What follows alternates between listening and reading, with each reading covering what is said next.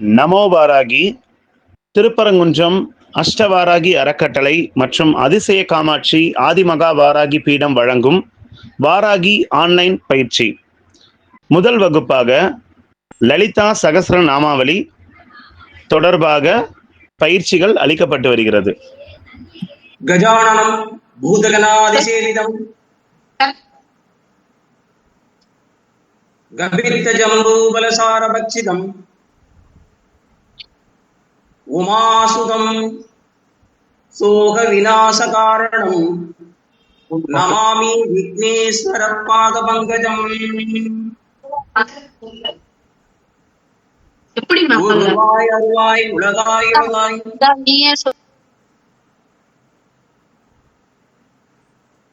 மறுவாய் மலராய் மணியாய் மொழியாய் கருவாய் உயிராய் கதியாய் விதியாய் குருவாய் வருவாய் அருள்வாய் குகனே.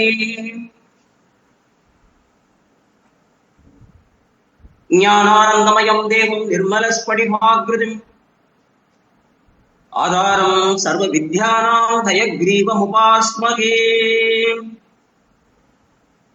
குரு பிரம்மா குரு விஷ்ணு குருர்தேவோ மகேஸ்வரः குருர் சாட்சாத் பரபிரம்மா தஸ்மை ஸ்ரீ குரவே நமः. ஓம் ஸ்ரீ அகஸ்தியர் மாமுனி சித்தர் திருவடி போற்றி போற்றி. அன்னை லோகமுத்ரா தேவி மலரடி போற்றி போற்றி. சிற்றம் சிறுகாலே வந்துன்னை சேவித்து உன் பொற்றாமரையடியே போற்றும் பொருள் கேளாய். பெற்றம் மேற்கொள்ளும் குளத்தில் பிறந்து நீ குற்றேவல் எங்களை கொள்ளாமல் போகாது. இற்றை பறை கொள்வான் அன்றுதான் கோவிந்தா எற்றைக்கும் ஏழேழ் விரவிக்கும் கொண்டனோடு உற்றோமே ஆவும் உமக்கே நாட்செய்வோம் மற்றெனும் காமங்கள் மாற்றேலோ எம்பாவாய். தனம் தரும் கல்வி தரும் ஒரு நாளும் கலர்பரியானம் தரும் தெய்வ வடிவம் தரும் நெஞ்சில் வஞ்சமில்லா இனம் தரும் நல்லடை எல்லாம் தரும் அன்பர் என்பவர்க்கே கணம் தரும் பூங்குழலால பிராமி கடைக்கண்களே.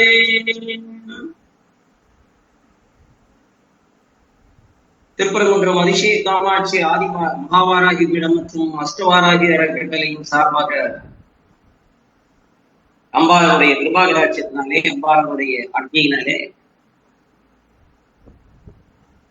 இந்த லலிதா சகஸ்ரநாமம் என்கின்ற ஆன்மீக பயிற்சி வகுப்புகள் நடந்து வருகிறது. அம்பாளுடைய அனுகிரகத்தினாலும் பூர்வ ஜென்ம புண்ணியத்தினாலும் மட்டுமே இந்த பயிற்சி வகுப்பில் கலந்து கொண்டிருக்கக்கூடிய பேறு பெற்றோர்களாகிய இதை ஏற்பாடு செய்திருக்கக்கூடிய வித்தியார்த்திகளே, உங்கள் அனைவருக்கும் இந்த நாள் இனிய நாளாக அமைவதற்கு அது இன்னைக்கு விசேஷமான நாள். சுக்லபட்ச பஞ்சமி நம்முடைய அன்னை வாராகி தேவிக்கு மிக மிக மிக மிக மிக உகந்த நாள். அதுவும் குருவாரத்துல வரக்கூடிய பஞ்சமி இன்னும் ஒரு விசேஷம். நம்முடைய வாழ்க்கையில் அவள் குருவாக இருந்து அன்னை பராசக்தி ஸ்ரீ லலிதா மகாதிரிபுர சுந்தரனுடைய சேனாதிபதியாக இருக்கிறவள். அவள் வேறு லலிதை வேறு கிடையாது. லலிதையும் வாராகியும் ஷியாமலையும் அனைவரும் அவள்தான் இவள் தான் அவள் வேறு இவள் வேற பிரிக்க முடியாது. அந்த மாதிரி இன்றைக்கு ஒரு விசேஷமான ஒரு தினத்துல இன்னைக்கு பஞ்சமி திதி, சுக்லபட்ச பஞ்சமி திதி. அன்னைக்கு ரொம்ப மிகுந்த நாள், விசேஷமான நாள். இந்த பஞ்சமியில வழிபட்டா நமக்கு என்ன கிடைக்கும் அப்படின்னா, அம்பாள் ஞானம், மோட்சம், நம்மளுடைய பிறப்பிலிருந்து விடுதலை, நமக்கு இந்த இகலோகத்துல நாம் சென்ற பொருளாதார பிட்சம், இந்த நமக்கு வாழ்க்கைக்கு இகலோகத்துல தேவையா இருக்கக்கூடிய பொருளாதார சுபிக்ஷம், மகிழ்ச்சி, நெடிய ஆயுள், ஆரோக்கியம், மூவிலகளும் எல்லாம் வெல்ல முடியாத இந்த வாராகி பக்தனை வெல்ல முடியாது. இந்த மாதிரியான ஒரு சிறப்பான ஒரு நாள் இந்த பஞ்சமியில அம்பாவை வழிபடுறது ரொம்ப ஒரு விசேஷம். நம்முடைய அன்னை வாராகிய பஞ்சமி, அவள் அதுலயும் பாருங்க, அவளுக்கு உகந்தது பஞ்சமி. அவ சப்த கன்னிகளிலுமே 5வது வரக்கூடியவள் நம்முடைய அன்னை வாராகி. சப்த கன்னிகளிலும் வரிசையில அவளுக்கு 5வது இடம். அதனால அவளுக்கு 5. நாம எதை செய்தாலும் அவளுக்கு அந்த 12 நாட்கள மனசு ரொம்ப இதா இருக்கா, ஏதாவது ஒரு காரியங்கள்ல தடை இருக்குதா, நம்ம மனசுல உற்சாகம் எனக்கு போயிடுறோமா, செய்யக்கூடிய செயல்கள்ல நமக்கு எதிர்ப்புகள் இருக்குதா, நாம சரியா போனாலும் நம்மளை சுற்றி இருக்கிறவங்க நமக்கு இடையூறுகள் செய்யறாங்களா, இந்த மாதிரியான ஒரு விஷயங்களை நமக்கு இருந்தா கூட அப்போ நம்ம என்ன நம்மளுக்கு வழி. அந்த நேரத்துல நம்முடைய அன்னையினுடைய 12 திருநாமங்களை சொல்லி அதை 5 times ரிப்பீட்டேஷன் பண்ணணும்னா அந்த நிமிஷத்திலே நம்முடைய அது பஞ்சமி தேதியில நம்ம சொல்லி பழகணும். ஏன்னா நம்முடைய அன்னை வராகி இருக்காள் இல்லையா, அவளை நம்பக்கூடிய பக்தர்களுக்கும் துளி கூட தீவனை அண்டாமல் காக்கக்கூடிய வெற்றி தேவதை தான் நம்முடைய அன்னை வாராகி. அவள் சொன்ன மாதிரி, ஏற்கனவே சொன்ன மாதிரி, சுத்த கன்னிகள்ல 7 பேரு. அந்த 7 பேர்ல அவளுக்கு 5வது வரிசை. இன்னொன்னு, தேவியினுடைய சக்திகள்ல சாந்த ஸ்வரூபமும் உண்டு, உக்ரரூபமும் உண்டு. பக்தர்கள் அவளை சேவிக்கும் போது, அன்னை வாராகி சேவிக்கும் போது மட்டும் அவ என்ன ஆகிறாள், சாந்த ரூபத்தோடு ரூபலாவண்யத்தோடு சிரிப்போடு கொஞ்சுகிறாளா. அவள் நம்மளை பார்த்து அப்படி கொஞ்சுகிற மாதிரி நம்மளை பார்த்து சிரிப்பதோடு இருப்பாளாம் காட்சி. அதனால வராகி உக்கிர தேவதை. யாருக்கு உக்கிர தேவதை? துஷ்டர்களுக்கு உக்கிர தேவதை, ராட்சசர்களுக்கு உக்கிர தேவதை. சரியா? அவள் அநீதியை நமக்கு ஒரு தன்னுடைய அடிவருக்கும் ஒரு அநீதி இழைக்கும் என்றால் அவள் உக்கிரமாக மாறுகிறாள். இல்ல அவள் ரொம்ப குழந்தை எதையுமே நினைக்காது. இன்னைக்கு நாம் செய்யக்கூடிய தவறுகளை எல்லாம் உடனே அது இதாயிடும். ஏன்னா நம்ம பிள்ளைகளாக தான் நம்ம நினைக்கிறோம். வாராகியினுடைய பக்தர்களை, அடியவர்களை சோதிக்கிற போது அவன் கோபப்படுவான், வெகுண்டு எழுந்து அந்த பகையை அறுத்துவான். பகைவனா இருக்க மாட்டான், அந்த பகையை அறுத்து. நல்லா கவனிக்கணும், வராகியினுடைய ஸ்பெஷாலிட்டி என்ன அப்படின்னு கேட்டீங்கன்னா, அவள் நமக்கு இருக்கக்கூடிய சத்து, நமக்குள்ளே இருக்கிற சத்து, காம குரோத லோப மதம் ஆச்சரியங்கள், பேராசை, இந்த மாதிரி நாம மட்டுமே சுயநலம், இந்த மாதிரி நமக்குள்ளே வேண்டாத எதிரிகள், நம்மளுடைய நேரத்தை, நம்மளுடைய முன்னேற்றத்தை தடை செய்யக்கூடிய எதிரிகள் நமக்குள்ளே இருக்காங்க. அந்த எதிரிகளை, சத்துருக்களை அவள் சம்ஹாரம் செய்வாள். ஃபர்ஸ்ட் பகையறுத்து தோல்வியை துரத்தி எளிதிலே வெற்றி வர செய்பவள் இன்னைக்கு வராகி. இன்னைக்கு பஞ்சமி தேதினால இன்னைக்கு அவளை பத்தி பேசுற, நீங்க என்னை அறியாமலே நான் பேசிட்டு இருக்கிறேன். அவள் 7 குணங்களையும் பார்க்கக்கூடிய காவல் படைத்தளபதி அவ. இன்னைக்கு வாராகி பைரவனுடைய மகாசக்தியாக இருப்பவள். வாராகி வழிபாடு செய்தவர்களுக்கு பில்லி, சூனியம், மாந்திரிகம், இது எல்லாம் அந்த செய்பவர்களே வேற இருப்பாள். அவள் மிருக பலவும் தெய்வீக சக்தியும் உடையவள். பக்தர்களுடைய துன்பத்துல ஓகே அதை அவளே ஏற்றுக்கொண்டு காத்து ரட்சிப்போம். ஏன்னா புவனேஸ்வரனுடைய படைத்தளபதி இல்லையா, எதிரிகளை, நம்முடைய எதிரிகளை தவிடுபடியாக்கக்கூடிய பைரவியும் தான், மகாவாராகியும் அவள்தான், லலிதையும் அவள்தான். வாராகி அன்னை எப்பவுமே தூய்மையான அன்புக்கு வசப்படுவவள். இவளுக்கு பக்தி கம்மியான பேர். வராகிய பக்தி கம்மியா, லலிதையும் பக்தி கம்மியான்னா அவளை அன்னை வராசக்திய லலிதையவோ, வாராகியவோ, சியாமலையவோ, காளிதேவியவோ, துர்க்கையவோ நம்ம என்ன பண்ணணும்னா அவங்களை எப்படிதான் அப்படிங்கறது நிற்குள்ளாறு பேர் அம்மா இடம் போட முடியாது. இவ்வளவுதான் அப்படிங்கறத வரையறுக்க முடியாது அவங்க. ஆனா அவ எளிதில் வசப்படுவாள். வாராகி அன்னை தூய்மையான அன்புக்கு, பக்திக்கு வசப்படுகிறாள். தன்னுடைய பக்தர்களை எந்த நொடியிலும் ஒவ்வொரு நிமிஷமும் அப்படி ஒவ்வொரு க்ஷணமும் காத்து ரட்சிக்கும் கருணையினுடைய வடிவம் தான் உடையவர். அதனால வாராகிய வழிபட நினைக்கிறவங்க ஒரே ஒரு விஷயம் சொல்றேன், எக்காரணம் கொண்டு மற்றவர்களை தூற்றவோ ஜபிக்கவோ கூடாது. இது வாராகியினுடைய வழிபாடு செய்து போய் அவளுடைய அன்பு பூர்ணமா பெறணும்னா இந்த விஷயங்களை எல்லாம் ஃபாலோ பண்ணணும். வாராகிய வழிபட நினைக்கிறவங்க எந்த காரணம் கொண்டும் மற்றவர்களை நாம தூக்குறது, அவன் இப்படின்னு நாம சபிக்க கூடாது. ஏன்னா அது நம்மளுடைய வலிமையை புரியும்.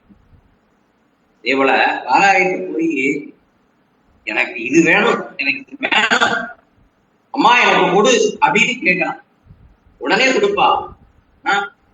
வேற இடத்துல இன்னொருத்தர் போய் விடு அப்படின்னு கேட்கக்கூடாது. அவளுக்கு பிடிக்காத ஒரு விஷயம். அதனால கண்ணிமை போல காக்கக்கூடிய நம்முடைய அன்னை நம்முடைய சத்துருக்களை பற்றி அவளுக்கு தெரியாமலா இருக்கும். நம்மளுடைய எதிரிகள் யாரு என்னங்கிறது அவளுக்கு தெரியாம இருக்கும். அதனால நமக்கு இடைவெளி செய்யறவர்களை, நம்ம முன்னேற்றத்துக்கு தடை செய்வர்களை, நம் நீதியின் பாதையில் நமக்கு எதிர்ப்பாக தடையாக இருக்கிறவர்களை பத்தி நாம் கவலைப்பட வேண்டாம். இதை வராகி இருக்க, வராகியுடைய அருள் நமக்கு இருக்கு. இன்னொரு விஷயம், வாராகியனுடைய அருள், நான் வாராகி பக்தன், நான் வாராகிய வழிபாடு செய்யறேன், எங்க வீட்டுல நான் அப்படி பண்றேன் இப்படி பண்றேன் சிந்திக்கிறேன் அப்படின்னு வாராகியனுடைய அருள் நமக்கு இருக்கு அப்படிங்கிற கர்வம், அகந்தை, அதனால மற்றவர்களுக்கு அதை பத்தி பெருமை பேச்சு நமக்கு தேவையில்லை. நம்ம அமைதியா இருக்கும். வாராகி பக்தர்கள் எப்பவுமே அமைதியா இருப்பாங்க. வாராகி நமக்கு முன்கூட்டியே நமக்கு நடக்க போறதுல மனசுல உணர்த்துவாங்க. அது எப்படி உணர்த்துவானா, எண்ணங்களினுடைய வடிவத்துல மனதுல எண்ணங்களா வருவா அப்படி வாராகி. அப்போ அதனுடைய உருவாகக்கூடிய மனத்துவமே நம்மளுக்கு இருக்கு. சரியா? அதனால எப்பெல்லாம் நமக்கு துன்பம் அல்லது நம்முடைய வாழ்க்கையில அடுத்த கட்டத்துல என்ன செய்யறதுன்னு ஒரு லாக்காய் போய் நிற்கும் பாத்தீங்களா, அந்த மாதிரி சூழ்நிலையில கூட அந்த வாராகியினுடைய 12 திருநாமங்களை நீங்க சொல்லி 5 தடவை ரிப்பீட் பண்ணோம்னா உடனே அதுக்கு ஏதோ ஒரு மூலமா நமக்கு நல்லது நடக்கும். அதனால இன்னைக்கு பஞ்சமினால இன்னைக்கு வாராகி சொல்லி ஒரு இந்த வகுப்பு இன்னைக்கு தொடங்குறது அவளுடைய விருப்பமானது. வாராகியை வழிபடுறவர்களுக்கு மூவுலகத்திலும் எதிரிகள் இல்லை. வாராகியை வழிபட்டால் எந்த காரியங்களுடைய தடையுமே கிடையாது. எல்லா காரியங்களும் கைகூடும். எல்லாமே வெற்றி, எல்லாமே வெற்றி. அனைத்து எதிர்ப்புகளும் மறையும். காரிய தடைகள் விலகும். தீய சக்திகள் நம்மளை நெருங்காது. அதனால இந்த வாராகிய நம்ம தொடர்ந்து வழிபட்டு வந்தோம்னா அவளை அக்ஞா சக்கரத்துல அவளை தியானிக்கணும். இந்த வாராகிய வழிபாடு செய்ய நமக்கு கண்டிப்பாக செல்வம், அரசியல்ல வெற்றி, பதவி, புகழ் இதெல்லாம் வேணும்னா, புகழ் வேணும்னா பஞ்சமியில வாராகிய பிடிக்க நம்ம செய்யறதுக்கு உலகத்திலே ஒரு பெரிய விஷயம் என்ன தெரியுமா, நமக்கு என்ன, நம்ம எப்ப நம்ம உற்சாகம் தெரியுமா, தோன்றில் புகழோடு தோன்று அகதிலார் தோன்றலில் தோன்றாமை என்றார். நமக்கு மனிதனுக்கு மிகப்பெரிய ஒரு சந்தோஷம் என்ன அப்படின்னு கேட்டீங்கன்னா அங்கீகாரம். நாம் செய்யக்கூடிய உழைப்பை, நாம் செய்யக்கூடிய முயற்சி, நாம் செய்ய போடக்கூடிய பிரயத்தனத்தை, எஃபர்ட்டை நமக்கு சரியான அங்கீகாரம் வச்சுக்கோங்களேன், நம்மளால கலந்து. சோ நமக்கு செய்யறதுக்கு நாம செய்யக்கூடிய செயல்களை அங்கீகரிக்கிறது, சொல்றது ரெகக்னைஸ் பண்ணும், சோசியல் ரெகக்னைசன். நம்ம ஒவ்வொருவருமே இன்னைக்கு மனிதனாக பிறந்தவர்கள் எல்லாருமே சமூக அங்கீகாரத்திற்காக நாம எல்லாரும் என்ன பண்ணிருக்கோம் அப்படின்னாக்கா விரும்புறோம். நம்மள எல்லாரும் மதிக்கணும், சமூகத்துல அங்கீகாரம் கிடைக்கணும். நானும் 10ஓட 11 இருக்கக்கூடாது, 10ல் 1 இருக்க வேண்டும். 10ஓடு 11 கிடைக்கணும். அப்போ 10ல் 1 நாம இருக்கணும் அப்படின்னாக்கா சோசியல் சமூக அங்கீகாரம் கிடைக்கணும். நம்முடைய உழைப்பு, நம்ம நாடு இருக்கின்றோம்னா நம்மளை யாரும் சமூகத்துல ஒரு அங்கீகாரம் வேணும்னா, புகழ் வேணும்னா, பதவி வேணும்னா, கௌரவம் வேணும்னா, மன வலிமை வேணும்னா பஞ்சமி திதியில அன்னையை வழிபாடு செய்ய வேண்டும். பஞ்சமி திதியில வாராகி சிவப்பு நிற ஆடைகளை அணிவித்தா நம்முடைய காரிய தடைகள் எல்லாம் நீங்கிரும். வெள்ளப்பட்டு உடுத்தி வெள்ளப்பட்டு அவளுக்கு அணிவிச்சோம்னா வாக்கு கல்வியில நம்மளால மேம்பாடு அடைய முடியும். மஞ்சள் பட்டு அணிவிச்சோம்னு வச்சுக்கோங்களேன், குடும்பத்துல மங்கள காரியங்கள், நடைபெற்றிருக்கக்கூடிய திருமணத்துல பிரச்சனை இதெல்லாம் சால்வ் ஆகும். சரியா? பச்சைப்பட்டு கொடுத்து அவளுக்கு சாத்தி அழகுவாங்க. அப்படி பார்த்தா நம்மளுடைய செல்வம் இருக்கும். இன்னொன்னு, நம்மளுடைய இன்னைக்கு அஷ்டம சனி, அர்த்தாஷ்டம சனி, வாக்கு சனி, கண்டச்சனி, இப்படி எத்தனையோ சனீஸ்வர வாழ்க்கையில 30 வருடங்கள்ல ஏறக்குறைய ஒரு 30 வருஷம் நடக்குதுன்னு வச்சுக்கோங்களேன். அதுல ஏறக்குறைய ஒரு 16 வருஷம் நம்ம வந்து சனியினுடைய பிடிக்க சிக்கிதான் வச்சுருக்கு. புரியுதா? அது அவரோட கர்மாவை பொறுத்து அது வேலை செய்யும். அப்ப அவளுக்குலாம் வந்து நம்ம வாராகி வழிபாடு செய்யணும். சனிக்கிழமையில வரக்கூடிய சனி கோரையில இரவு 8 மணி to 9 மணிக்கு நம்மளுடைய அன்னைய தீபம் வீட்டுல விளக்கேற்றி வச்சு அவரை நம்ம வழிபாடு செய்து நீல நிற புஷ்பங்களாக நம்ம அர்ச்சனை பண்ணணும்னு வச்சுக்கோங்களேன். சனியை பத்தி நீங்க பயன்பட தேவையே இல்லை. சரியா? அது அஷ்டமத்து சனியா இருந்தாங்க, 7ரை சனியா இருந்தாங்க, எல்லாம் சனி மகிழ்ந்து நமக்கு பண்ணிடுச்சு. ராகுவை பத்தி கவலையே பட வேண்டியது. சரியா?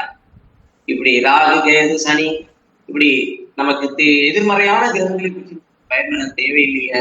இந்த மாதிரி அன்னை வழிபாடு செய்தவர்களுக்கு இந்த பஞ்சமி கீழ அன்னை நாம் வழிபாடு செய்து அவருடைய திருவருளை நாம பெற்று இருப்பதற்கு இது ஒரு என்னமோ இன்னைக்கு அம்பாள் வந்து இதை என்னைய சொல்லணும்னு உணர்த்தி இருக்கிறார். நான் ஆரம்பிக்கிறதுக்கு முன்னாடியே அந்த லைன்ல போயிடுச்சு. சரியா? வித்தியார்த்திகளே, இன்னைக்கு வந்து நாம லலிதா சகஸ்ரநாமத்தை ஆரம்பிக்க போறோம். நேற்று தியான ஸ்லோகம் முடிச்சிட்டோம். 4 தியான ஸ்லோகங்களை முடித்து விட்டோம். அத பொருளை சிந்திச்சோம். ஃபர்ஸ்ட் பாருங்க, ஸ்ரீ ஹயக்ரீவ உவாச்ச அப்படின்னா என்னன்னா, லலிதா சகஸ்ரநாமத்தை ஹயக்ரீவர் சொல்லுகிறார். ஹயக்ரீவ உவாச்சனா ஹயக்ரீவரால் சொல்லப்பட்டது. யாருக்கு? அகத்தியருக்கு சொல்லப்பட்டது. ஸ்ரீ ஹயக்ரீவ உவாச்ச. இப்போ இன்னைக்கு நாம போறோம். எத்தனை ஸ்லோகம் பார்க்கலாம்?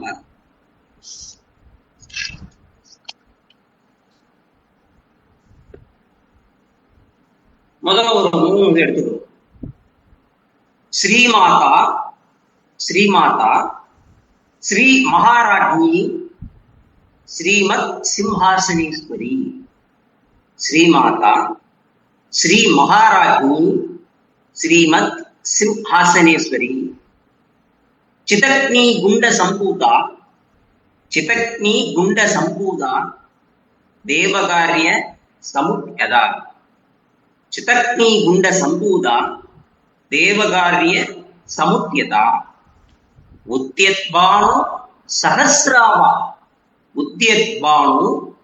சஹஸ்ராவா சதுர்பாஹு சமன்விதா.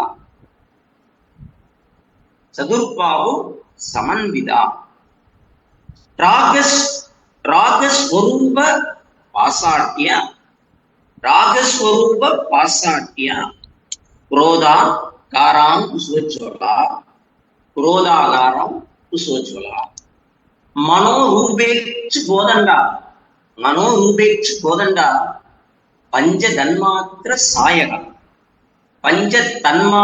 சாயகா நிஜாருண பிரபாபூர மஜ்ஜத் பிரம்மாண்ட மண்டலா.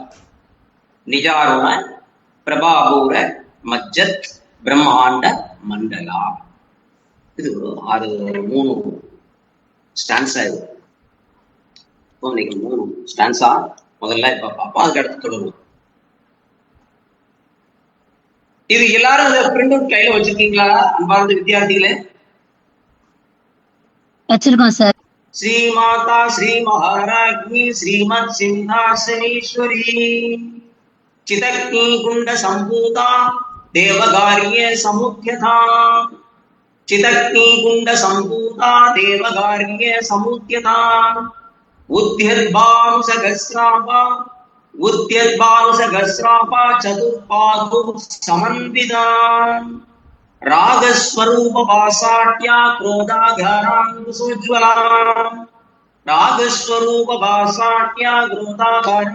குசோஜ்வலாம். மனோரூபேட்ச கோதண்டா பஞ்சதன்மாத்ர சாயகா.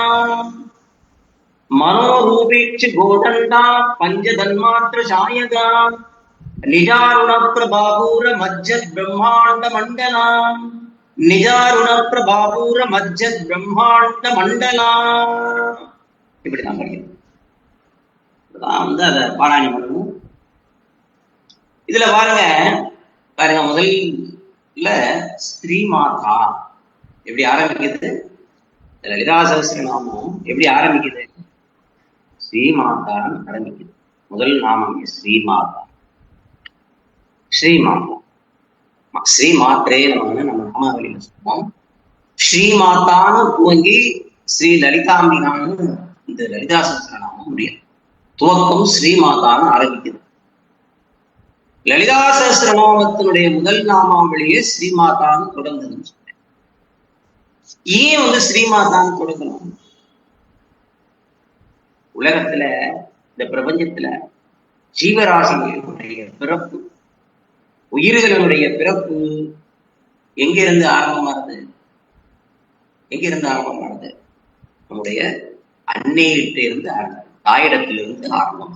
எல்லா ஜீவராசிகளுக்குமே பிறப்புங்கிறது தாயிடத்திலிருந்து ஆரம்பமாகிறது. உயிர்களினுடைய தோற்றம், அதான் சிருஷ்டி. உயிர்களினுடைய தோற்றத்திற்கு மூல காரணம் நமக்கே. இதெல்லாம் அப்ப உலகத்தினுடைய ஜீவராசிகளினுடைய தோற்றம் எங்கிருந்து ஆரம்பிக்கிறது? தேவி ஜெகத்காரணி ஜெகன்மாதா ஸ்ரீமாதா ஸ்ரீ லலிதையிலிருந்து பராசக்தியிலிருந்துதான் ஆரம்பமாகுது. அதனாலதான் அவளை ஸ்ரீமாதா. உயிர்களுடைய பிறப்பு எப்படி அன்னையிட்டு இருந்துதான் ஆரம்பமாகுது. இந்த பிரபஞ்சத்துல சிருஷ்டியும் அதுல இருக்கக்கூடிய ஜீவராசிகள் அனைத்தையுமே தோற்றுவித்த ஜெகன்மாதாகவும் ஜெகத் காரணியவதான், ஜெகத் ஜனனியம்தான். அதனாலதான் அவளுக்கு ஸ்ரீமாதான். ஸ்ரீமாத்ரே யாதேவி சர்வபூதேஷு மாத்ரு ரூபேன சம்ஸ்திதாக நமஸ்தஸ்யை நமோ நமः. தேவி மகாத்மியத்தில் எந்த தேவியானவள்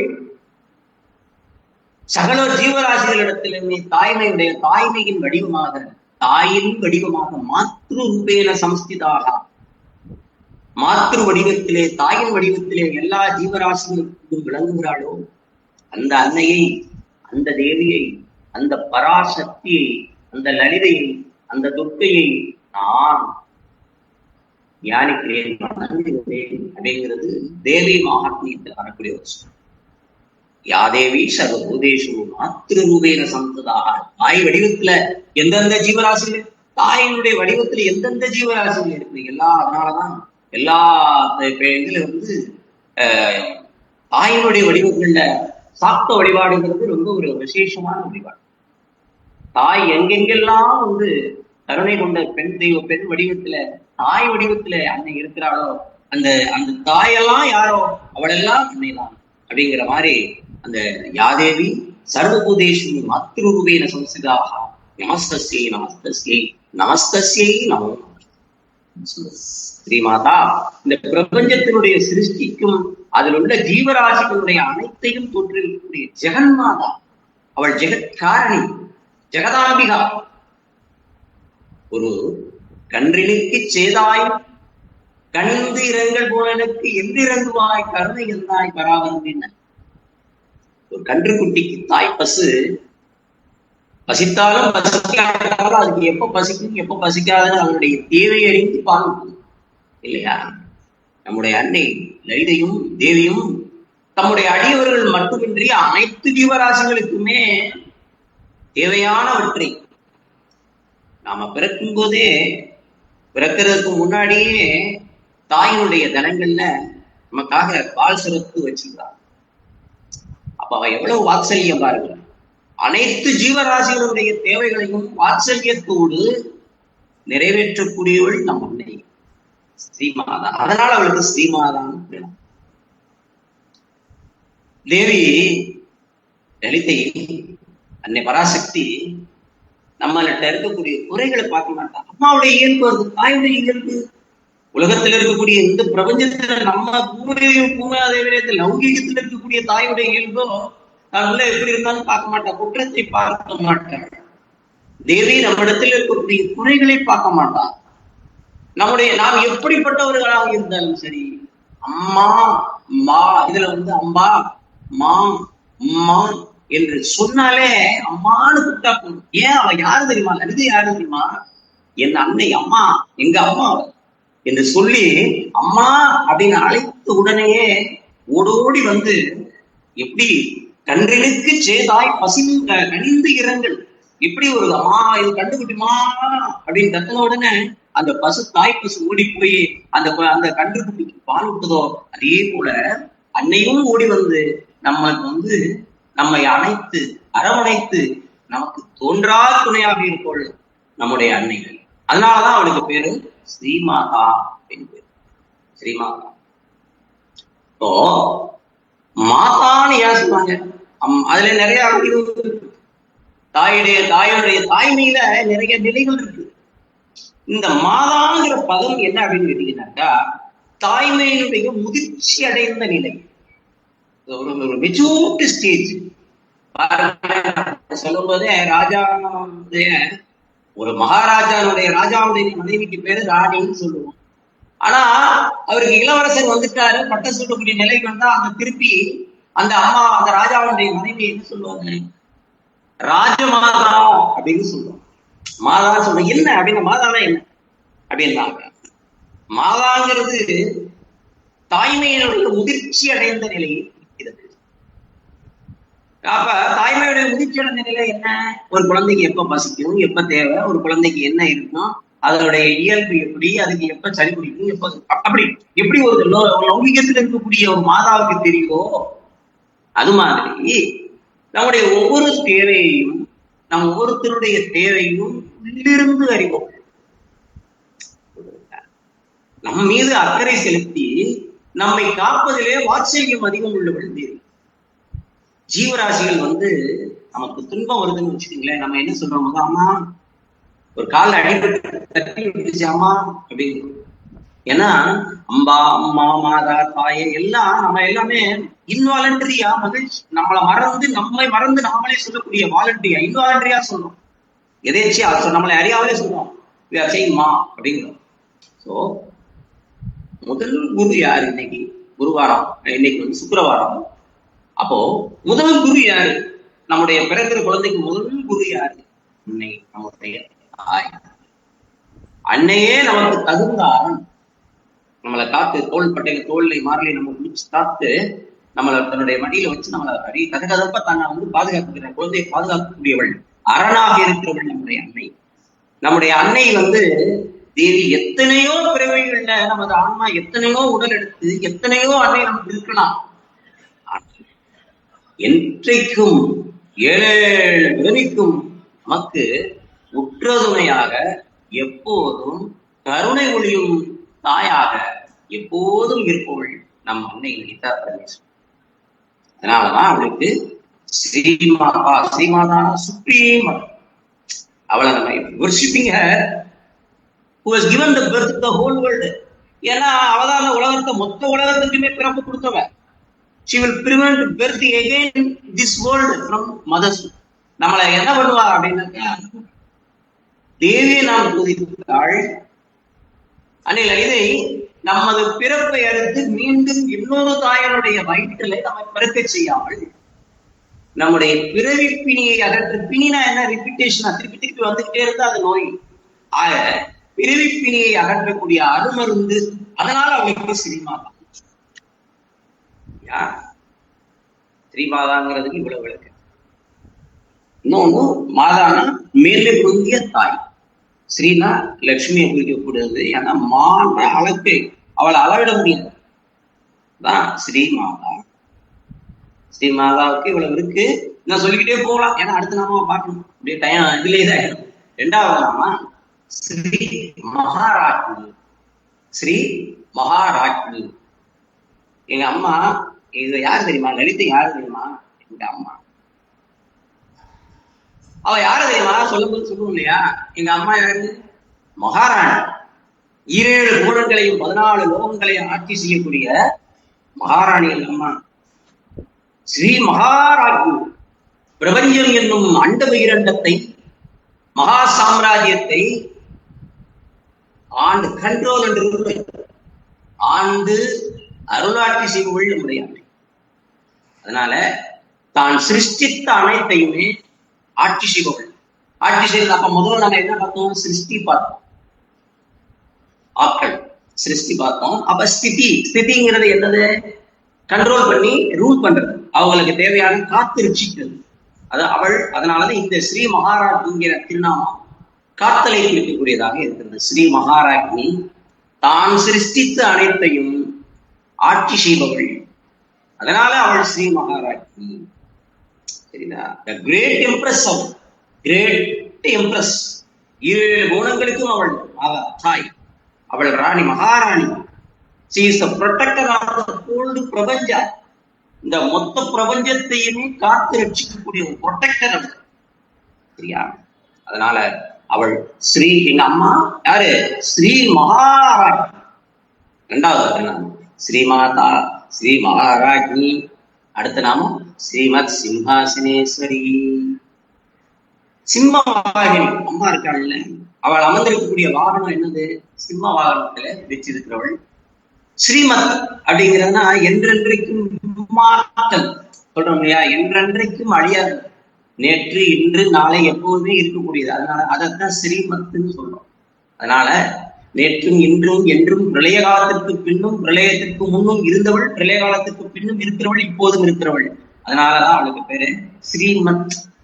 ஸ்ரீமத் அவ எப்படிப்பட்டவ? எப்படிப்பட்ட அப்படி மேலான அந்த ஆசனத்துல உட்கார்ந்து இருக்கிறாள். சிம்மாசனத்துல உட்கார்ந்து இருக்கிறவள், அமர்ந்து பரிபாலனம் செய்கிறாள் தேவி. சிம்மாசனத்திலே அமர்ந்து பரிபாலனம் என்ன சொல்லும் போது அரசாங்க அரியாசனம், அரின சிங்கம். சிம்மாசனத்திலே வீற்றிருக்கிறாள். She is the controller and the ruler of the world empire. சிம்ம வாகனத்திலே வீற்றிருந்து அமர்ந்து, இன்னொன்னு அவ சிம்ம வாகனத்திலே சிம்ம வாகினி சிங்கார ரூபிணியாக இருந்து மகிஷாசுரனை வதம் செய்து மகிஷாசுர வர்த்தினி சிம்ம வாகினின்னு அவளுக்கு ஒரு திருநாமம். இது தேவி புராணத்துல இருக்குது. அதன் மூலமா இதுல இருந்து நமக்கு என்னன்னா, தேவி சம்ஹாரங்கிற தொழிலையும் செய்கிறார், அழிக்கிற தொழிலையும் செய்கிறார். ஆக முதல் 3 நாமாக்கள் படைத்தல், காத்தல், அழித்தல், 3ஐயும் சொல்கிறது. புரியுதா? ஸ்ரீமாதா, ஸ்ரீ மகாராஜ்னி, ஸ்ரீமத் சிங்காசனேஸ்வரி. இதுதான் முதல் நாமம். ஸ்ரீமாதா, ஸ்ரீ மகாராஜ்னி, ஸ்ரீமத் சிங்காசனேஸ்வரி. முதல் முடியல, பாதிதான் முடிஞ்சிருக்கு. சித்தக்னி குண்ட சம்பூதா தேவகாரிய சமுஸ்திதா. சித்தக்னி குண்ட சம்பூதா. சித்துன்னா என்னது? அறிவு. சித்தி என்கின்ற அக்னி குண்டத்திலிருந்து சித்தி என்கின்ற மேலான அறிவு, அது அறியாமையும் இருளையும் போக்கக்கூடியது ஞானம்.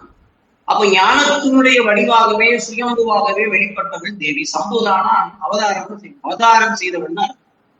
சித்தக்னி குண்ட சம்பூதா, ஞானாக்னி குண்டத்திலிருந்து தோன்றியவள். ஞானாக்னி குண்டத்திலிருந்து தோன்றியவள். இந்திராதி தேவர்கள் அதெல்லாம் பார்ப்போம். பண்டாசுரனை அழிப்பதற்காக தேவியை ஆராதித்து என்ன பண்ணாங்க அப்படின்னாக்கா, ஹோம யஜ்ஞங்களை செய்தார்கள். பெரிய யாகம் பண்ணாங்க பண்டாசுரனை அழிக்கிறதுக்கு. பண்டாசுரன் ரொம்ப பின்னாடி பண்டாசுரம் வதத்துக்கு கூப்பிடுறோம். அதை பத்தி ரொம்ப தெளிவா பார்ப்போம், ரொம்ப டீட்டெயிலா பார்ப்போம். அந்த பண்டாசுர வதத்துக்கு பண்டாசுரனை அழிக்கிறதுக்காக தேவர்கள் தான் பண்டாசுரன் ரொம்ப தேவர்களை கொடுமைப்படுத்தினான். அப்ப தேவர்கள் எல்லாம் போய் முறையிட்ட உடனே மகாவிஷ்ணு ஜம்பு இருக்கார் இல்லையா, நம்மளுடைய சிவபெருமான் மகாவிஷ்ணுகிட்ட போயிட்டு தான் திருப்பி எல்லாரும் சிவபெருமான் போய் முறையிட்ட உடனே இந்த மாதிரி ஆகத்த புனித அன்னை ஆதி பராசக்தி தான் அவளை அந்த பண்டாசுரன் வதம் பண்ண சொன்னதான். அப்ப பண்டாசுரன் வரணும் இல்லையா? அப்ப எப்படி வந்தாலும் யாக குண்டம் வந்தான். அந்த யாகத்தினுடைய குண்டத்தினுடைய அளவு, அது எப்படிப்பட்ட யாக குண்டம்னா பின்னாடி பார்த்து சொல்லித்தர்றேன். அந்த யாக குண்டத்திலிருந்து தேவர்கள் ஊட்டிய அந்த குண்டத்துக்கு பேரு சித்தக்னி குண்டம்னு பேரு. அந்த சித்தக்னி குண்டத்திலிருந்து தேவி அப்படியே நேரடியா வந்தா, யுவதியாகவே வந்தா, தோன்றினான். அக்னியிலிருந்து தோன்றினான். தேஜஸ் நிறைந்த யுவதியாக, ஞானத்தினுடைய வடிவமாக, அறியாமையை அகற்றக்கூடிய பேரொழியாக, ஆணவம், கர்மம், மலம் போன்ற அழுக்குகளை சுத்தரிக்கக்கூடிய நெருப்பாக, காமேஸ்வரனுடைய உள்ளத்தை கொள்ளை கொள்ளக்கூடிய காமேஸ்வரியாக தேவி லலிதா திரிபுர மகாசுந்தரி அந்த சித்தக்னி குண்டத்திலிருந்து அக்னி குண்டத்திலிருந்து தோன்றியவள். அதனாலதான் சித்தக்னி குண்ட தோன்றியவள். அவள் பிறக்கல, தோன்றினாள். அந்த அக்னி குண்டத்திலிருந்து அப்படியே இருந்தோம். சிதக்னி குண்ட சம்பூதா, அக்னி குண்டத்திலிருந்து சம்பூதான சம்பவித்தவள். பிறகு தோன்றினாங்க. சிதக்னி குண்ட சம்பூதா தேவகாரிய சமூக்கியதா. தேவர்களுக்கு எதுக்காக தோன்றினாள் அன்னை? தேவர்களை காப்பதற்காக, தேவர்களுக்கு உதவி செய்வதற்காக, தெய்வ செயல்களுக்கு தேவகாரியத்துக்கு உதவி செய்வதற்காக, தேவகாரியமாக தேவர்களை காப்பதற்காக தோன்றினாள். தெய்வ செயல்களுக்கு உதவுகிறவர்களாக, தர்மத்தினுடைய அடிப்படையிலே அமைந்த நேர்மையான நீதிக்கு உட்பட்ட காரியங்களுக்கு துணை நிற்பதற்காக தோன்றினாள். தேவர்களுடைய காரியம் என்னது? நான் உங்களுக்கு ஏற்கனவே சொன்னேன். பண்டாசுரன், மகிஷாசுரன் முதலிய அசுரர்களை எல்லாம் சம்ஹாரம் செய்யுது. ஏன்னா தேவர்களுக்கு எப்பவுமே பிரச்சனை இருந்துகிட்டே இருக்கு. இந்த அசுரர்களால் கொப்ப இருந்துகிட்டே இருக்கு. அப்போ அந்த அசுரர்களை சம்ஹாரம் பண்ணணும் இல்லையா? அந்த சம்ஹாரம் பண்றதுக்காகவே தேவி ஆவிர்வதி. தேவானாம் காரிய சித்தியர்த்தம் ஆவிர் பவதி சாயதா. தேவானாம் காரிய சித்தியர்த்தம் ஆவிர் பவதி சாயதா உத்பன்னோதி ததா லோகே சா நித்யா விதீயதே. இது துக்கா சத்திய சரி சொல்லுது. தேவானாம் காரிய சித்தியர்த்தம், தேவர்களுடைய காரியத்திற்காக அன்னை ஆவியர் குறித்த அந்த அக்னி குண்டத்திலிருந்து சிதக்னி குண்டத்திலிருந்து தோன்றினார். அதனாலதான் தேவகாரிய சமுத்தியதா. புரியுதா? ஃபர்ஸ்ட் இது முடிச்சுட்டோம். ஸ்ரீ மாதா ஸ்ரீ மகாராஜ்ஞி ஸ்ரீமத் சிங்காசனேஸ்வரி சிதக்னி குண்ட சம்பூதா தேவகாரிய சமுத்தியதா. அடுத்தது 2வது ஸ்லோகம். மொத்தம் 182 ஸ்லோகத்தை பார்க்கணும். இப்பதான் ஒரு ஸ்லோகம் முடிச்சிருக்கோம். 2வது ஸ்லோகம். உத்யத்பானு சகஸ்ராபா சதுர்பாகு சமன்விதாம். உத்யத்பானுனா என்னது? சகஸ்ரம், சகஸ்ராபா. சகஸ்ரம் கணக்கில் அடங்காத ஒரு அர்த்தம். பானுனா யாரு? சூரியன். உத்யத்பானுனா யாரு? உதிக்கின்ற சூரியன், உதய சூரியன், உதிக்கின்ற சூரியன். ஆக ஆபானா உத்யத் பானு சகஸ்ர ஆபா. சகஸ்ர ஆபா. ஆபானும் நிறத்தை உடையவள். ஆபானா நிறம், ஆபானா நிறத்தை உடையவள். அப்ப இதை எப்படி பார்க்கலாம்? உத்யத் பானு உதிக்கின்ற சூரியனை போல, சூரியனுடைய கணக்கில்லாத கிரணங்களை உடைய, சகஸ்ரதான் சகஸ்ர ஆபா, கணக்கில்லாத கிரணங்களை உடைய உதிக்கின்ற சூரியனை போல. சூரியன் உதிக்கும் போது என்ன கலர்ல இருக்கும்? இளஞ்சிவப்பு நிறத்துல இருக்குமா? Golden red. அதனாலதான் அபிராமி பாடுங்க, உதிக்கின்ற செங்கதி உச்சி திலகம் உணர்வுடையோர் மதிக்கின்ற பாடுங்க. அதுல கணக்கில்லாத சூரியர்கள் ஏக காலத்துல உதித்தால், ஒரு சூரியன் இல்ல, சகஸ்ர ஆபா, 1000 சூரியன்கள் உதித்தால், ஒரே டயத்துல ஏக காலத்துல உதித்தால் எப்பேற்பட்ட பிரகாசம், அந்த தேஜஸ், செந்நிறமான அந்த இளஞ்சிவப்பு நிறமான ஒரு கலப்பு கிடைக்குமோ, அந்த மாதிரி கணக்கில்லாத சூரியர்கள் ஏக காலத்திலே உதித்தால் என்ன காந்தி தேஜமயமான ஒரு பேரொளி இருக்குமோ, அந்த மாதிரி செந்நிறத்தை உடையவளாக இருக்கிறாள். எங்க அம்மா எப்படிப்பட்ட கலர்? எங்க அம்மா எப்படி கலர் தெரியுமா? எங்க அம்மா யாரு? உத்யத்பானம். 1000 சூரியர்கள் ஒரே நேரத்துல ஒரு சேர உதிக்கும் பொழுது, காலை உதயமாகும் பொழுது, அப்படியே உதய காலத்துல உத்யத்பானம், உதய காலத்துல உதிக்கின்ற 1000 சகஸ்ர ஆபா, 1000 சூரியன்கள் உதித்தால் அந்த இளஞ்சிவப்பு எவ்வளவு அப்படியே ஒரு இருக்குமோ, இந்த மாதிரி ஒரு பிங்க் இளஞ்சிவப்பு நிறத்தை உடைய திருமேனி உடையவளாக இருக்கிறாள். அதுக்கடுத்து பாருங்க, உத்யத்பானு சகஸ்ராபா முடிச்சிட்டோம். அதுக்கடுத்தது 7வது திருநாமம் சதுர்பாகு சமன்விதா. சதுர்பாகு சமன்விதா. உத்யத்பானு சகஸ்ராபா சதுர்பாகு சமன்விதா. சதுர்னா எத்தனை? 4. பாகுனா என்னது? புஜங்கள். நம்முடைய அன்னைக்கு எத்தனை புஜங்கள்? 4 புயங்களை உடையவளாக இருக்கிறார். சதுர்புஜா சமன்விதா, நான்கு புஜங்களை நான்கு கரங்களை உடைய, நான்கு புஜம்னா நான்கு கரங்கள் இருக்கும் இல்லையா, நான்கு கரங்களை உடைய அம்பாளுக்கு நான்கு கரங்க. பத்தி நம்ம சொல்லும்போது நான்கு கரங்கள் யாரு அப்படின்னு சொல்லுவோம் இல்லையா, அப்படி நான்கு கரங்கள் யாரு இப்ப இதுல பொறுத்து சொல்லும் பொழுது நான்கு கரங்களுமே யாரு அப்படின்னா அஸ்வாரூடா ஒரு கையாளா, அஸ்வாரூடா, சம்பத்கரி, மந்திரினி, வாராகி, இந்த 4 பேரும் அம்பாளுக்கு நான்கு கரங்களாக இருந்தது. அஸ்வாரூடா நான்கு கரங்களுக்கு தோன்றியவர்தான் அஸ்வாரூடா, சம்பத்கரி, மந்திரினி என்று சொல்லக்கூடிய சியாமலா, அன்னை வாராகி, இந்த 4 பேருமே 4 திருக்கரங்களாக இருக்கிறாங்க அம்பாளுடைய 4 திருக்கரங்களாக. சதுர்பாகும் சமன்விதா ராகஸ்வரூப பாசாட்டியா, இச்சாரூபமான பாசத்தோடு கூடியவர். பாசம்ங்கிறது என்னன்னா உங்களை பிடிச்சு இழுக்கிறதுக்காண்டி போடப்படக்கூடிய ஒரு கயிறு. அம்பாள் தன்னுடைய இடது கரத்துல கீழே உள்ள இடது கரத்துல கீழ் கையில இந்த பாசத்தை வச்சிருக்கிறாங்க. இந்த பாசத்துக்கு பாசக்கேரிக்கு அதிஷ்டான தேவதை இதுல இருந்து தோன்றியவள்தான் அஸ்வாரூடா, குதிரை முகத்தை உடையவள், குதிரைப்படையினுடைய தலைவதியாக அஸ்வாரூடா. நம்முடைய லௌகீக பாசம் இருக்கு இல்லையா என்னுங்கின்ற பிடிமானத்தை பற்றுதலை அறுத்து தேவி தன்னிடம் நம்மை இழுத்து அவள் வசம் வைத்து நம்மை ஆட்கொள்வதற்காக அந்த பாசத்தை வைத்திருக்கிறாள் தேவி. அதனாலதான் ராகஸ்வரூப பாசாட்டியம். நம்மள்ட்ட இருக்கக்கூடிய ஆசை, மோகம், பேராசை இதுல எல்லாம் நம்ம விட்டு பற்று, இதுல இருந்து பற்றற்றான் பற்றுனேன். அதுல விட்டு நம்ம அந்த பற்றுகளை விட்டு அம்பாள் இடத்துல நம்ம போய் கெட்டியா பிடிச்சுக்கிறோம்னா நாம போக மாட்டோம். நம்மள்கிட்டயே வாழ்ந்துட்டு பிடிச்சு இழுத்தாத்தான் ஏன் அதுக்காக அந்த பாசக்கயிறை வைத்திருக்கிறார், இடது கீழ்கரத்துல வைத்திருக்கிறார். ராகஸ்வரூப பாசாட்டியா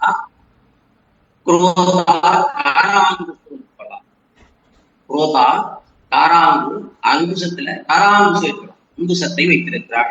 லௌகியத்திலே கட்டுப்பட்டு இருக்கக்கூடிய ஜீவர்களை பாசப்பிணைப்புல இருந்தும் பஞ்சத்தினுடைய கட்டுக்குள்ள இருந்தும் அறுத்து, அதுக்கு ஒரு கோடரி வேணும் இல்லையா, கட்டு அவுக்கணும்னா ஒரு கட்டு இருக்கு, அதுக்கு கட்டு அறுக்கிறது கோடரி வேணும் இல்லையா, அருவாள் வேணும் இல்லையா, இந்த அருவாள் இந்த கோடரி தான் இந்த அங்குசம் அதாவது கண்டக கோடாரி அம்பாள் தனது வலது கீழ்கரத்தை வைத்திருக்கிறார்.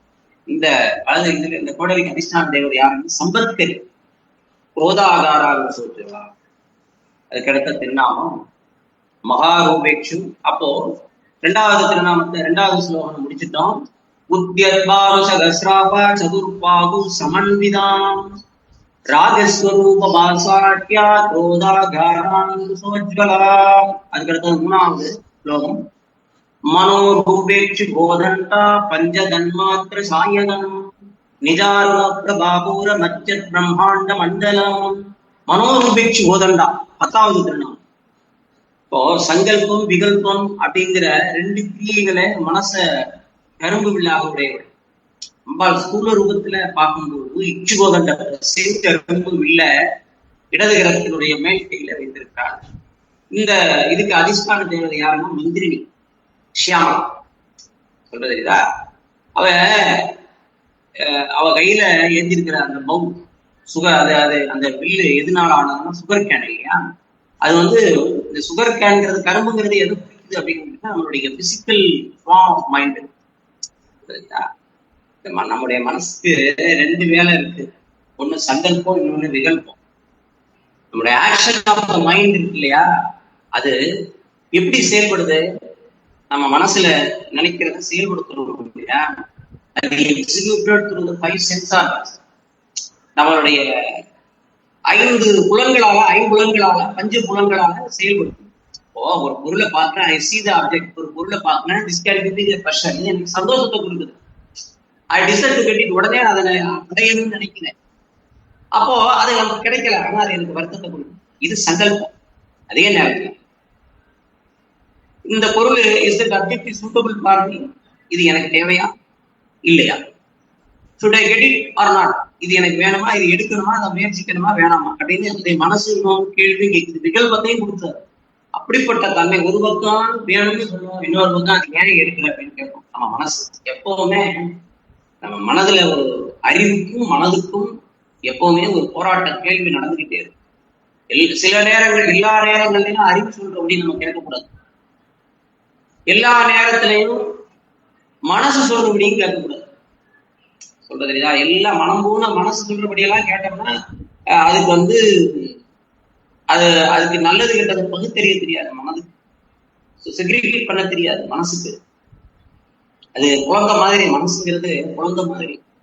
அது பாக்குறது, அதுக்கு நெருப்பும் தெரியாது, நெருப்பை தொட்டாச்சும் தெரியாது மனசுக்கு. ஆனா அறிவுக்கு தெரியும். அதே நேரத்துல எல்லாத்துலயும் அறிவுபூர்வமா சிந்திச்சுட்டு இருக்க கூடாது. இறக்கம், கருணை, அந்த மாதிரி விஷயங்களை அப்படியெல்லாம் நம்ம பார்க்கணும். சோ அதனாலதான் விகல்பம், சங்கல்பம், இது ரெண்டுக்கு இடையிலதான் நம்மளுடைய பேலன்ஸ் பண்ணி போறவங்க தான் நல்ல மனிதன். அப்படிப்பட்ட தன்மையுடைய மனதை அடக்கி, நம்ம மனிதனுடைய மனதை அடக்கி, பக்தர்களுடைய மனதை அடக்கி தன்னுடைய கரங்கள் ஆயுதம் அமைச்சிருக்காங்க. அதனாலதான் மனோரூபேட்சு கோதண்டா, இச்சு கோதண்டா. ஏன் அந்த கோதண்டத்தை வில்லுல மூங்கில்ல செய்யல, கரும்புல செஞ்சா அப்படின்னாங்க. கரும்பு இனிமை தன்மையுடையது. மூங்கில்ல செய்யற வில்லுக்கு கோதண்டம் பேரு. ஆனா அதுக்கு வளையிற தன்மை உண்டு. ஆனா வளைஞ்சு கொடுக்காத தன்மை இருக்கு. புரியுதா? ஆனா நம்ம கரும்பு இருக்கு இல்லையா, அதனாலதான் இச்சு கோதண்டம் நம்ம கையில எதிர்க்கக்கூடிய கரும்பு, இச்சு கோதண்ட சுகர் கேன் இருக்கு இல்லையா, இஸ் ஃபுல் ஆஃப் மாய்ச்சர். அதுல எப்பவுமே ஈரப்பதம் இருக்குது. அதுக்குள்ள கரும்பு சாறு இருக்குது. அப்ப கரும்பு வில்லா கையில வச்சிருக்கிறாங்கன்னா சுகர் கேன் இஸ் வெப்பன். கரும்பு வில்லுதான். அது என்னைக்கும் அது ஆயுதமாகவும் இருந்திருக்கிறாள்.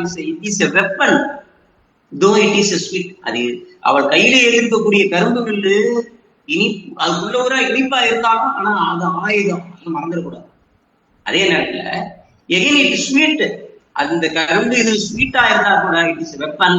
இட்ஸ் சோ தட் ஸ்ரீதேவிங்கிற நம்மளுடைய தேவியானவள் மைண்ட் முழுக்க பிகினிட்டி எப்படின்னு கேட்டீங்கன்னா முழுக்க ஆயுதம் தெரிவித்தவளாக இருந்தாலும் கூட அவள் முழுக்க நம்மை ஆட்கொள்வதற்காக இனிப்பானவள், கருணையானவள்.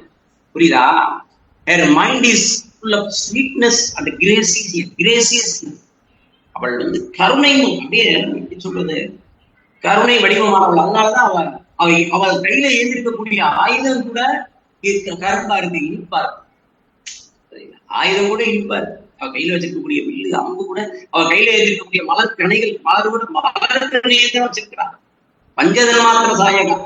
அடுத்த நிஜாரண பிரபாவோட மனோரூபேட்சி கோதண்டா அந்த வில்லு வச்சிருக்கா. அந்த வில்லுக்கு இது வேணும் இல்லையா, அம்பு வேணும் இல்லையா. பஞ்ச தன்மாத்திரைகளையே பானங்களாக கொண்டு வரணும். பஞ்ச தன்மாத்திர சாயகா, சப்தம், ஸ்பர்சம், ரூபம், ரசம், கந்தம். ஸ்தூல ரூபத்துல 5 விதமான புஷ்பபானங்களை அம்பாள் வலது மேற்கரத்துல. இதுக்கு அதிஷ்டான தேவதை யாரு? அம்பாள் கையில வச்சிருக்கக்கூடிய மலர்கணிகள் இருக்கு இல்லையா, அதுக்குத்தான் அதிதேவதை என்னை வாராகி தண்டனாகும். இதற்கு அதிஷ்டான தேவதை வாராகி. இந்த அவ கையில வச்சிருக்கக்கூடிய புஷ்பங்கள் என்ன தெரியுமா? இந்த வலது மேற்கரத்துல பஞ்ச தன்மாத்திர சாயகா. இந்த புஷ்பங்கள் என்னன்னா கமலம், கைரவம், சிவந்த கஸ்காரம், கல்காரம், சிவந்த இந்தீவரம், லககாரம். இதெல்லாம் ஒவ்வொன்றுக்கும் ஒரு குணத்தை குறிக்கக்கூடியது. ஹர்ஷனம், ரோஷனம், மூடனம், சோசனம், மாரணம் சொல்லுவாங்க. சரியா? இப்படி 5 பூக்களை வச்சிருக்கிறா. சரியா? தாமரை, சிகப்பு தாமரை, வெள்ளத்தாமரை, சிகப்பு தாமரை, ரெட் லில்லி, ஜாஸ்மின் கையில வச்சிருக்கிறா. மாமலர, மாங்காயனுடைய மலர் இல்லையா, மாமரத்தினுடைய மலர்களை வச்சிருக்கிறா. இந்த 5 பூக்களையும் வச்சிருக்கிறா, மங்களத்தை தரக்கூடியதனால. இச்சாசக்திமயம் பாசம் அங்குஷம் ஞான ரூபினம் கிரியாசக்தி மயேபான தனுஷி தத்துஜ்வலம். பாசம்ங்கிறது இச்சாசக்தி, அங்குஷம்ங்கிறது ஞானசக்தி, வில்லும் அம்பும் கிரியாசக்திங்கிறதாக பொருள். அம்பாளுக்கு மன்மதன மாதிரி கரும்பு வில்லும் புஷ்பபானங்களும் ஆயுதமாக சொல்லப்பட்டிருக்கு. ஏன்னா லலிதா திரிபுர சுந்தரி காமேஸ்வரி இருக்கா இல்லையா, நம்முடைய அன்னை லலிதா, அவள் என்ன ரசம்? சிருங்கார ரசம். சிருங்காரி. நவரசங்கள்ல அவள் சிருங்கார ரசத்தை உடையவளாக இருக்கிறாள். எப்பவுமே மகிழ்ச்சி பார்த்துக்கிட்டே அவள் ரொம்ப சந்தோஷத்தை கொடுக்கிறவள், அழகா இருக்கிறவள், சிருங்கார ரசத்தை உடையவள். அதனால பஞ்சபூத தத்துவத்துல சப்தம் சாலாச தத்துவமாகவும், சென்ஸ் ஆஃப் ஸ்பர்ச தத்துவமாகவும், ரூபத்தில அவள் நெருப்பாகவும், சுவையில ஜலதத்துவமாகவும், வாசனையிலே பிருத்திவி தத்துவமாகவும் 5 தத்துவங்களாக இருக்கிறாள். அதுக்கு அடுத்தது நிஜாருண பிரபாபுர மஜ்ஜத் பிரம்மாண்ட மண்டலா. அந்த கடைசி திருநாமம் இன்னைக்கு நம்ம பார்க்க போற 12வது திருநாமம் நிஜா அருண பிரபாபூர மஜ்ஜத் பிரம்மாண்ட மண்டலம். அம்பிகை தன்னுடைய சிகப்பான காந்தியினுடைய பிரபாகத்தினாலே பிரம்மாண்டங்களினுடைய மண்டலங்களை எல்லாம் மூழ்கி செய்கிறார். நிஜா அருண பிரபாபூர பிரபாகத்தினால தன்னுடைய சிகப்பான காந்தி இருக்குல்லையா, முகமும் அவன் உடம்புக்கும் சிகப்பு. 1000 சூரியன் கொண்ட சிவப்பு சொன்ன இல்லையா, அருண் உதய சூரியன். அப்படிப்பட்ட காந்தியினுடைய பிரபாகத்துல பிரம்மாண்டங்களினுடைய மண்டலங்களை எல்லாமே இந்த பிரம்மாண்ட அண்ட பகிரண்டத்தையுமே மூழ்க செய்யலாம். சிறப்பா இருக்கான்.